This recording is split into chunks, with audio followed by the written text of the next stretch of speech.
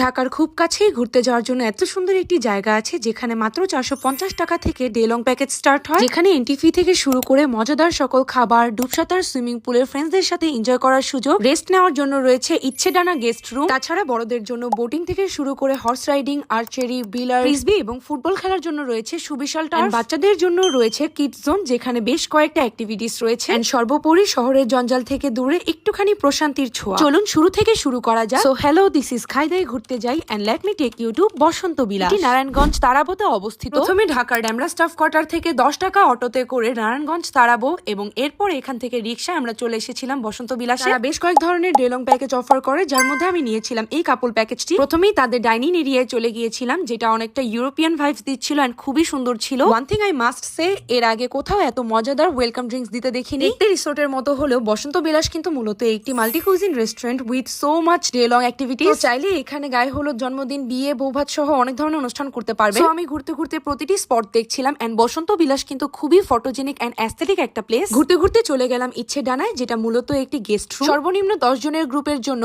এই ইচ্ছেডানা rest room কিন্তু একদমই ফ্রি। আমাদের প্যাকেজের মধ্যে এই ক্যান্ডেল লাইট টেবিলটা ইনক্লুডেড ছিল। এখানে fish and chips, fried rice and Chinese vegetable ছিল। আর টেস্ট এন্ড কোয়ান্টিটি আমার কাছে খুবই ভালো লেগেছে এন্ড তাদের এই অ্যারেঞ্জমেন্টের জন্য আরো স্পেশাল ফিল হচ্ছিল। এরপর চলে গিয়েছিলাম তাদের ডুবসাঁতার সুইমিং পুলে। এখানে বড়দের পাশাপাশি কিডসদের জন্য একটি কানেক্টিং পুল রয়েছে। গেস হোয়াট, এখানে প্রত্যেকটা মানুষই আমার অচেনা ছিল, কিন্তু এই ছোট্ট সময় আমরা অনেক এনজয় করেছি। এই সাদা ঘোড়াটা এত সুন্দর ছিল, মাশাআল্লাহ। আপনারা চাইলে কিন্তু হর্স রাইডিংও করতে পারেন। ঘোড়াটার সাথে বেশ কিছুক্ষণ টাইম স্পেন্ড করে আমরা চলে গিয়েছিলাম বোটিং করতে। আমাদের প্যাকেজে 30 মিনিটের বোটিং ইনক্লুডেড ছিল and we enjoyed every second of it. Boating এরিয়ার চারপাশেই এইরকম কয়েকটা স্পট ছিল যেখানে আপনি চাইলে আরামে বসে থাকতে পারেন। এই জায়গাটা কিন্তু ছবি কিংবা ভিডিও করার জন্য একদমই পারফেক্ট। এখানে কিছুক্ষণ চুপ করে বসে থাকার পর আমরা আর্চারি এন্ড পুল গেম জোনে গিয়েছিলাম। So this was my overall experience regarding Basanta Vilas. That's all for today and thanks for watching.